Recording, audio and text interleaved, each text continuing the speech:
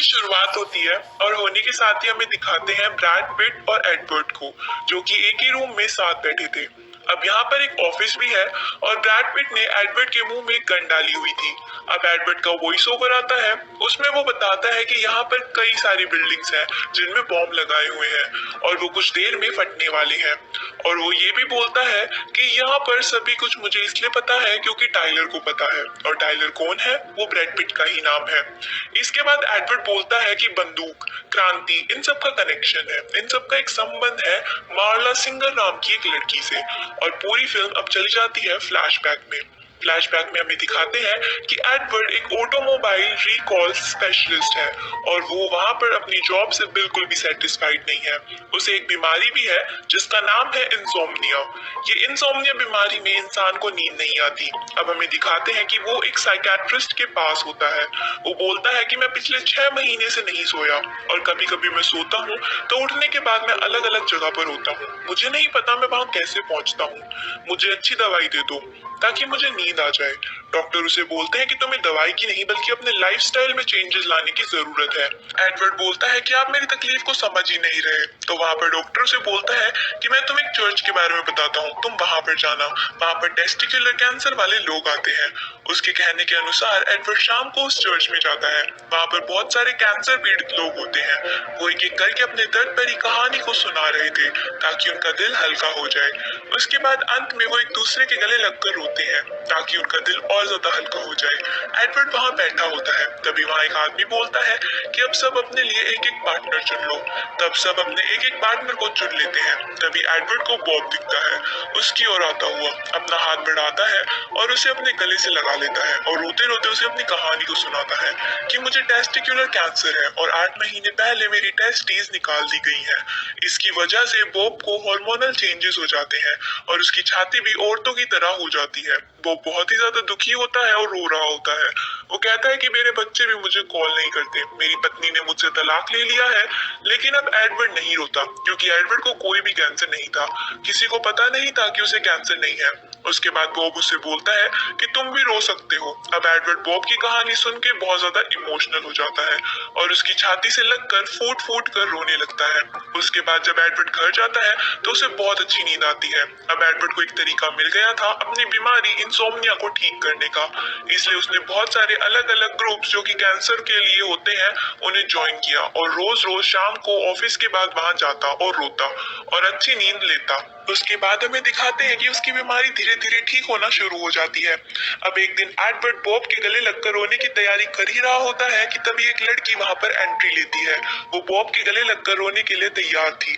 अब उसके बाद हम देखते हैं कि उस लड़की का नाम होता है मार्ला सिंगर। वो पूछती है कि क्या यहाँ पर कैंसर ग्रुप है, तो वो कहते हैं कि हाँ, और वो भी इनका ग्रुप ज्वाइन कर लेती है। अब इसके बाद एडवर्ड को पता होता है कि इसे कोई भी टेस्टिकुलर कैंसर नहीं है, ये झूठी है। इसके बाद वो हर ग्रुप में जाती है जहाँ जहाँ एडवर्ड जाया करता था। अब एडवर्ड को मार्ला सिंगर की वजह से रोना नहीं आता और इसी वजह से उसकी बीमारी फिर से एक्टिव हो जाती है।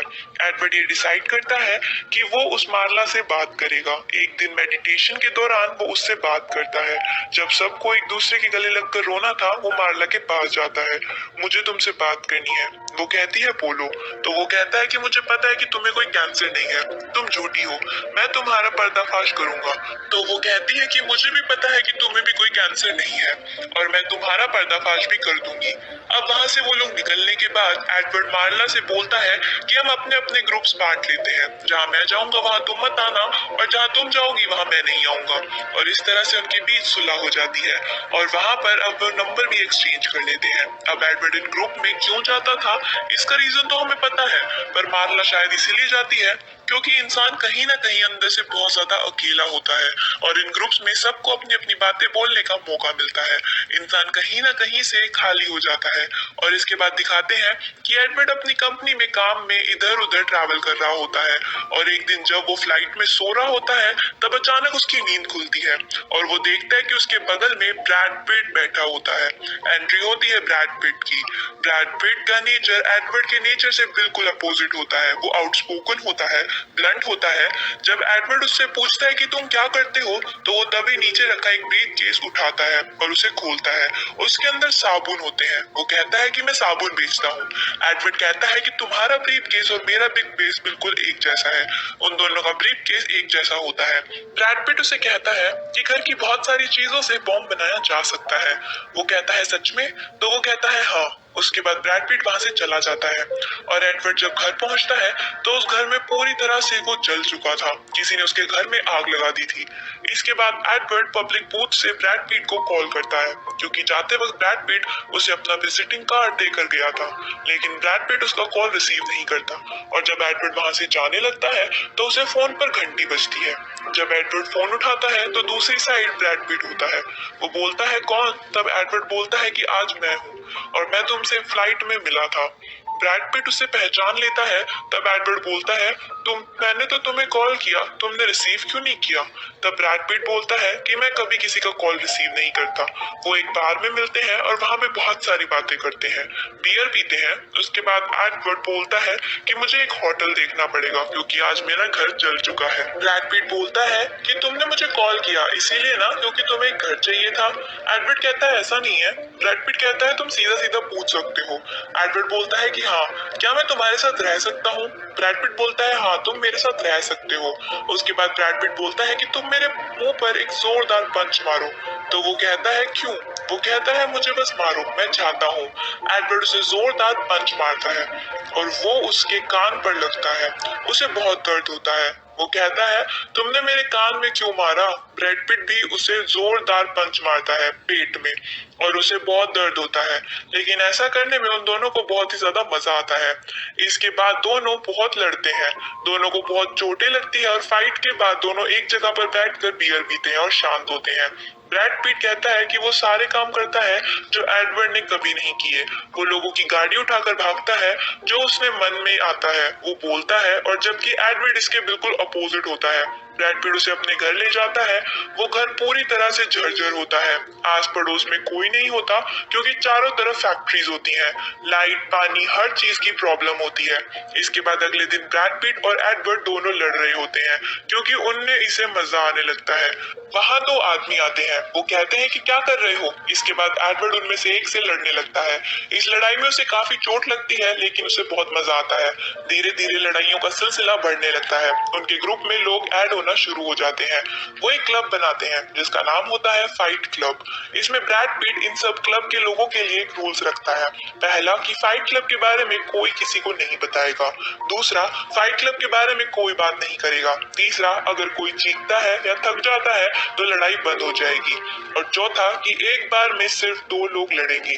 पांचवा, एक वक्त में एक लड़ाई होगी। छठा, जूते और शर्ट उतार के फाइट होगी।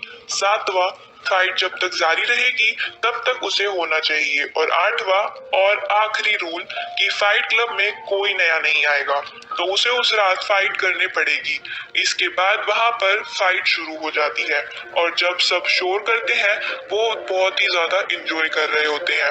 अब ऐसा लगता है कि ब्रैड पिट और एडवर्ड की असल जिंदगी फाइट क्लब बन गया है। एडवर्ड ऑफिस जाता है तो उसकी बहुत सारी चोटों को देखकर लोग हैरान हो जाते हैं। वो उससे पूछते हैं कि तुम आजकल क्या कर रहे हो, लेकिन तब एडवर्ड कहता है कि उसकी पूरी जिंदगी बदल गई है। उसे कोई स्ट्रेस नहीं है। वो अब कैंसर क्लब नहीं जाता। वो लाइफ को एंजॉय करना शुरू हो चुका है। हालांकि फाइट क्लब के दौरान एडवर्ड को काफी चोटें लगती रहती है, लेकिन चोटों की अब उसे परवाह नहीं। उसे बस इंतजार है शनिवार का, क्योंकि ये लोग हफ्ते में एक ही बार फाइट करते हैं और इन दिनों के बीच में वो सभी इनका बेसब्री से इंतजार करते रहते हैं। फिर एक दिन एडवर्ड को मार्ला सिंगर का फोन आता है। वो कहती है कि आजकल तुम कैंसर क्लब में नहीं आते। तो वो कहती है कि मैं तुम्हारे क्लब में भी आ गई थी, तुम वहां भी नहीं आते। और फिर वो कहती है कि मुझे एक नया क्लब मिला है। वो कहती है कि सच में? हाँ, लेकिन ये सिर्फ मर्दों के लिए है। इसके बाद मार्ला कहती है कि मैंने बहुत सारी स्लीपिंग पिल्स खा ली है, मुझे नहीं पता आगे क्या होगा। मार्ला कुछ कुछ कहती रहती है। एडवर्ड फोन रख कर चला जाता है पर वो फोन डिस्कनेक्ट नहीं करता। इसके बाद ये दिखाते हैं कि एडवर्ड को रात को सपना आता है कि वो किसी के साथ संभोग कर रहा है और अगली सुबह जब वो उठता है तो वो देखता है कि ब्रैड पिट का दरवाजा बंद होता है और वॉशरूम में 4 कॉन्डम्स पड़े होते हैं। एडवर्ड कहता है कि मैं यहाँ 2 महीने से रह रहा हूँ, लेकिन ब्रैड पीट ने आज तक दरवाजा बंद नहीं किया। वो कुछ खा रहा होता है और तभी उसे किसी के कदमों की आवाज आती है। वो सोचता है कि ब्रैड पीट है। वो बोलता है कि तुम्हें यकीन नहीं होगा कि मैंने कल रात को क्या सपना देखा, लेकिन वो ब्रैड पीट नहीं, मार्ला होती है। मार्ला कहती है कि मुझे भी कल रात के बारे में कुछ यकीन नहीं आ रहा। इसके बाद एडवर्ड बोलता है कि ये मेरा घर है, तुम यहाँ क्या कर रही हो? तो वहां पर वो सुनकर मार्ला उससे नाराज हो जाती है और वहां से चली जाती है। वो कहती है कि तुम भाड़ में जाओ। उसके बाद वहां ब्रैड पीट आता है। वो कहता है कि तुम्हारी दोस्त बहुत अच्छी है। वो उसे कहता है कि कल रात फोन अपनी जगह पर नहीं था, दूसरी साइड से आवाजें आ रही थी और जब मैंने फोन उठाया तो दूसरी साइड मार्ला थी और मैं मार्ला के घर गया, उसे उठाकर यहाँ पर ले आया और रात भर मैंने उसके साथ गेम बजाया। अब यहाँ पर एडवर्ड उससे पूछता है कि तुमने उसके साथ कुछ किया है? तो वो कहता है कि नहीं। वो कहता है कि तुम क्या उसे पसंद करते हो? तो वो कहता है कि नहीं। दरअसल एडवर्ड मार्ला को बिल्कुल भी पसंद नहीं करता था।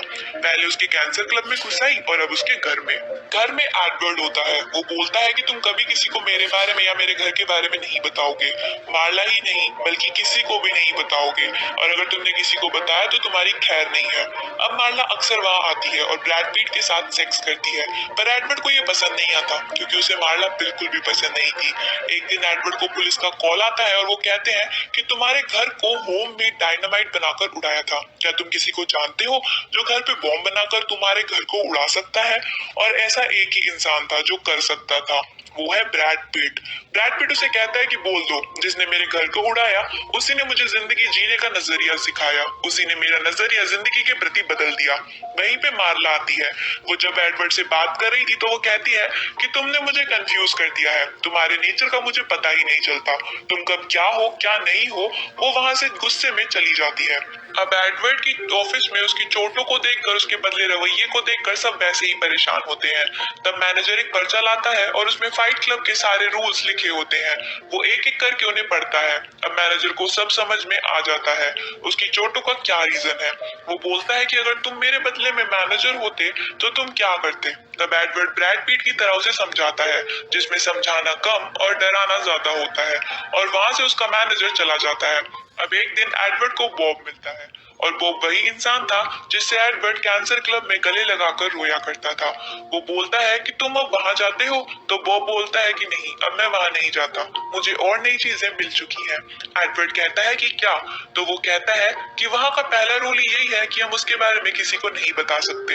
एडवर्ड हंसता है और कहता है कि मैं भी वहां का एक मेंबर हूँ, और वो बोलता है कि मैंने तुम्हें कभी नहीं देखा। तो वो कहता है कि मैं सिर्फ शनिवार को जाता हूँ। वो बोलता है मैं ट्यूसडे और थर्सडे को जाता हूँ। इससे ये पता चलता है कि उनका फाइट क्लब बहुत फेमस हो चुका है और रोज चलता है और कई जगह पे चलता है। लोग अब काफी तादाद में आते हैं क्योंकि हर किसी की जिंदगी में एंजाइटी है, तनाव है, और जब वो दूसरों से लड़ते हैं, उन्हें मारते हैं या मार खाते हैं तो उनका तनाव कम होता है। इसलिए दिन प्रतिदिन उनका फाइट क्लब और ज्यादा फेमस होता जा रहा है। दूसरी तरफ फाइट क्लब की वजह से एडवर्ड अपने काम में बिल्कुल भी ध्यान नहीं दे रहा होता। उसका बॉस उसे बोलता है और कहता है कि ऊपर से तुम इतनी छुट्टियां करते हो, तुम्हारा ध्यान नहीं है और रवैया भी बदल गया है। एडवर्ड बोलता है कि तुम मुझे इस कंपनी में कंसल्टेंट की तरह रख लो, मेरा काम होगा कुछ ना करना और ये काम मैं घर से करूंगा। वो कहता है कि तुम बदतमीज हो, पागल हो। वो सिक्योरिटी को फोन करता है और तभी एडवर्ड अपने आप को एक पंच मारता है और देखते देखते वो अपने आप को और ज्यादा मारने लगता है और वो अपना पूरा लहू लुहान हो जाता है। और वो कहता है कि आज मुझे ब्रैड पीट के साथ लड़ाई याद आ गई। अब वहां पर सिक्योरिटी भी आ जाती है और वो बोलता है कि मुझे मत मारो सर, यानी कि वो ये दिखाता है कि उसे इस सर ने मारा है, उसके बॉस ने मारा है।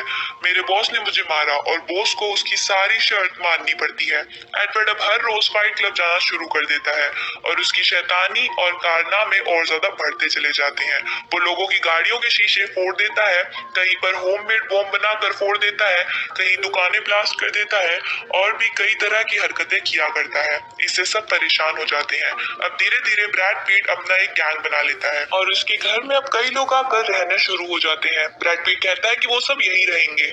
इसके साथ इन्होंने कई अदर कंट्रीज में भी फाइट क्लब शुरू कर दिए होते हैं।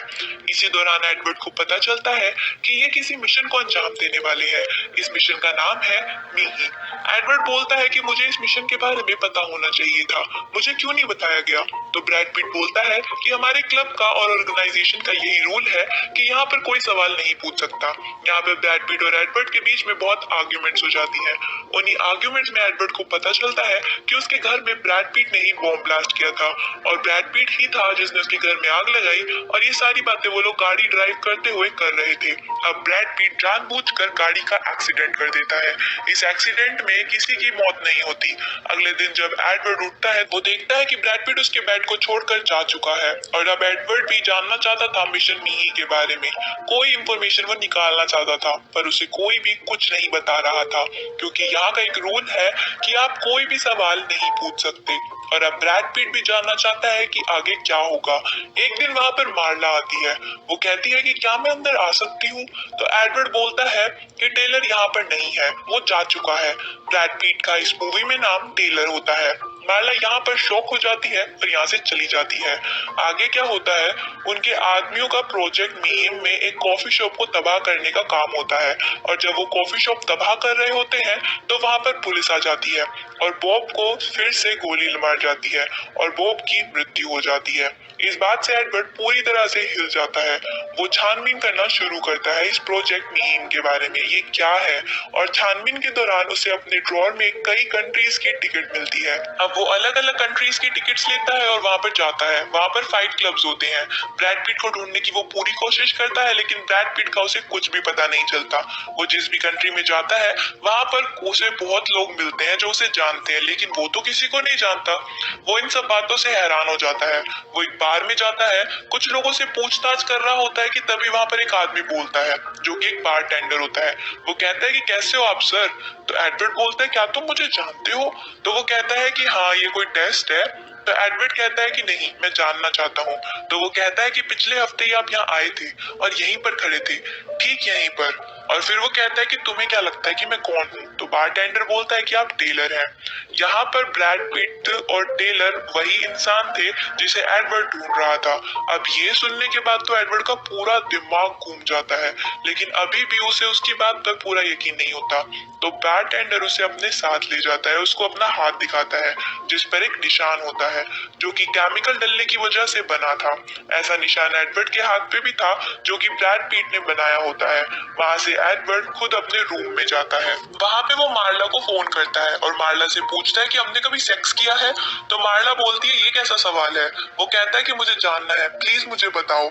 और उसके बाद वो बोलती है कि पहले तुम मुझसे प्यार करते हो, फिर मेरी बेइज्जती कर रहे हो, तुम्हें हो क्या गया है टेलर? तो वो बोलता है कि क्या कहा तुमने? फिर वो बोलती है कि क्या? तो फिर वो कहता है कि तुमने मुझे किस नाम से बुलाया? तुमने वो कहती है कि टेलर। और यहाँ से मानो एक भ्रम का पर्दा गिर जाता है।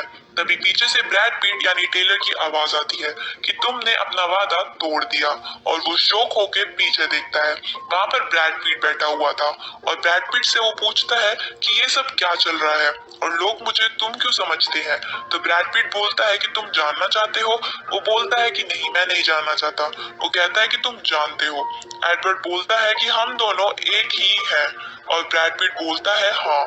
इसके बाद ब्रैड पिट उसे बोलता है कि तुम जैसा बनना चाहते थे मैं वैसा ही हूँ, प्यार तुम करना चाहते हो और मैं वैसा ही करता हूँ, और उसके बाद वो उसे सब कुछ जो तुम करना चाहते थे वो मैं करता हूँ। एडवर्ड बोलता है कि नहीं, ऐसा कुछ भी नहीं है। ब्रैड पिट बोलता है कि लोग अक्सर ऐसा ही करते हैं, वो अपने आप से बातें करते हैं और अपने आप को वैसा ही देखते हैं जैसा वो देखना चाहते हैं, लेकिन सबके अंदर तुम्हारे जितनी हिम्मत नहीं होती। इसके बाद एडवर्ड को सारी बातें रिकॉल हो जाती हैं। जहाँ जहाँ वो गया उसके साथ ब्रैड पिट था। ब्रैड पिट उसके साथ कहीं भी नहीं था, वो हमेशा से अकेला था।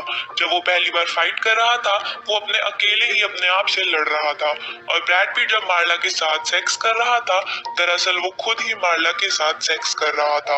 और एक सीन में ब्रैड पिट केमिकल डालकर उसका हाथ जला देता है। दरअसल उसने खुद ही अपने हाथ पे केमिकल डालकर उसे जलाया था।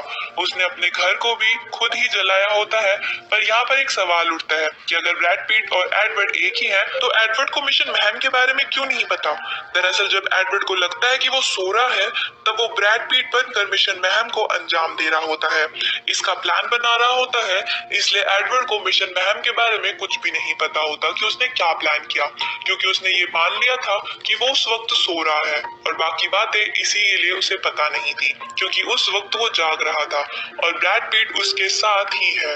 ये एक तरह की दिमागी बीमारी है जिसमें एक ही इंसान तो अलग अलग लोगों का किरदार निभाता है, वो अलग अलग पर्सनालिटीज बना लेता है और इस बीमारी का नाम होता है स्प्लिट पर्सनालिटी डिसऑर्डर।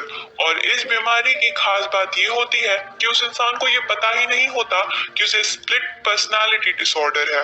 अब मूवी के इस सीन में हमें दिखाते हैं कि ब्रैड पिट एडवर्ड के सामने बैठा है और उससे बातें कर रहा है, पर सीन में दिखता है कि एडवर्ड के सामने कोई भी नहीं है, वो हवा में बातें कर रहा होता है।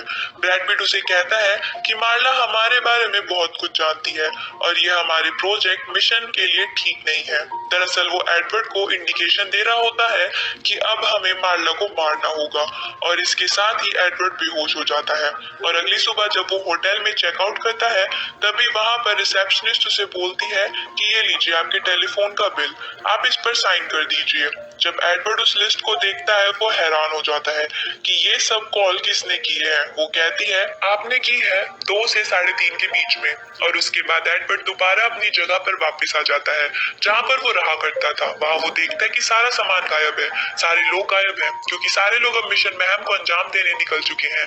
एडवर्ड का पूरा दिमाग घूम जाता है, उसे याद है कि उसके घर में कोई होममेड बॉम्ब बना रहा था। अब इसके बाद वो कॉल लिस्ट से जो कि रिसेप्शनिस्ट ने दी थी उससे सबूत इकट्ठे करता है और एक जगह कॉल करता है, बिल्डिंग के सुपरवाइजर को बताता है कि आपकी बिल्डिंग में कुछ गलत होने वाला है। तभी वो वहां से बोलता है कि सब कुछ कंट्रोल में है सर। ब्रैड पिट के आदमी यानी एडवर्ड के आदमी हर जगह मौजूद है, क्योंकि उसके फाइट क्लब में लोगों की तादाद अब बढ़ चुकी थी। सिक्योरिटी में, होटल में, पुलिस विभाग में, लगभग हर डिपार्टमेंट में वो लोग काम करते हैं। इसके बाद वो हर जगह फोन करता है जहाँ खतरा है। उसके घर में कुछ बॉक्सेस रखे होते हैं जिनमें कुछ बिल्डिंग के नाम लिखे होते हैं और अब वो समझ जाता है कि इन्हीं जगहों पर बॉम्ब उड़ाने की प्लानिंग करी गई है। वो हर जगह में उसे एक ही जवाब आता है कि सब ठीक है और कंट्रोल में है। अब वहां पर हम देखते हैं कि वो संभाल लेंगे। इसके बाद वो मार्ला के पास जाता है और कहता है कि कुछ दिनों के लिए बाहर चली जाओ, तुम्हारी जान खतरे में है। हालांकि मार्ला जाना नहीं चाहती थी पर वो अब जबरदस्ती भेज देता है।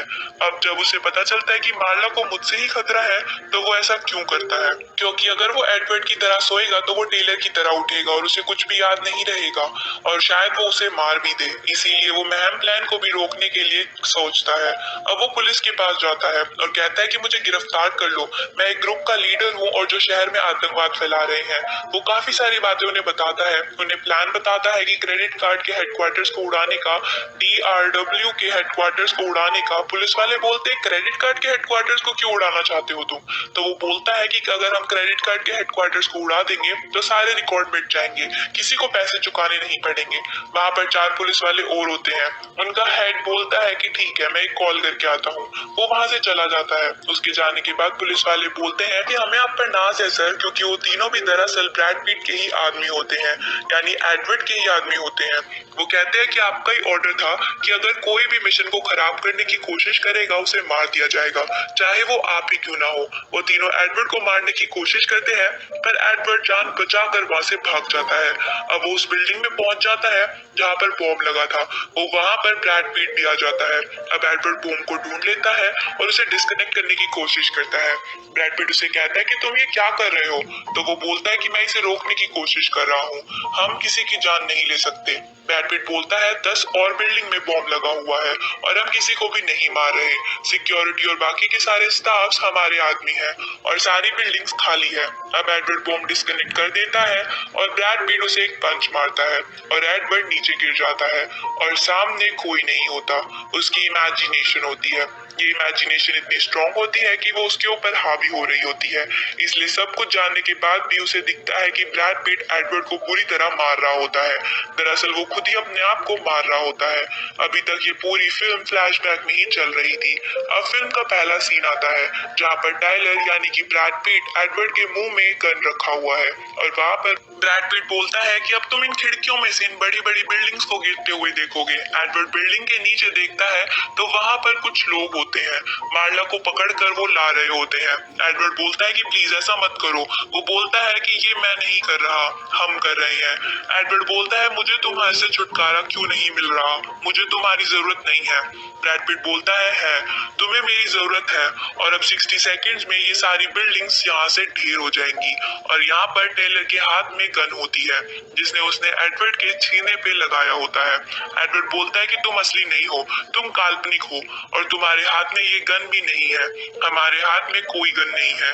तभी हम देखते हैं कि गन एडवर्ड के हाथ में आ जाती है और वहां पर टेलर के हाथ में दिख रही होती है। अब वो गन वो छीन लेता है और नीचे लगा देता है। ब्रैड पिट बोलता है कि तुम्हें ये गन अपने सर के नीचे क्यों लगा रखी है।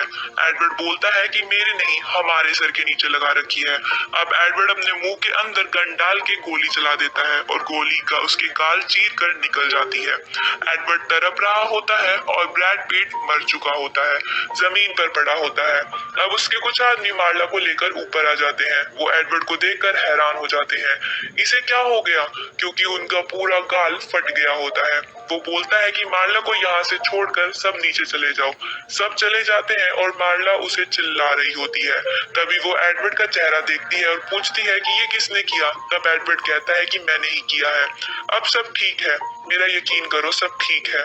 और तभी कई सारे ब्लास्ट होते हैं और सामने जितनी भी बिल्डिंग्स होती हैं सभी नीचे गिर जाती हैं। एडवर्ड बोलता है कि तुम एक बहुत ही अच्छे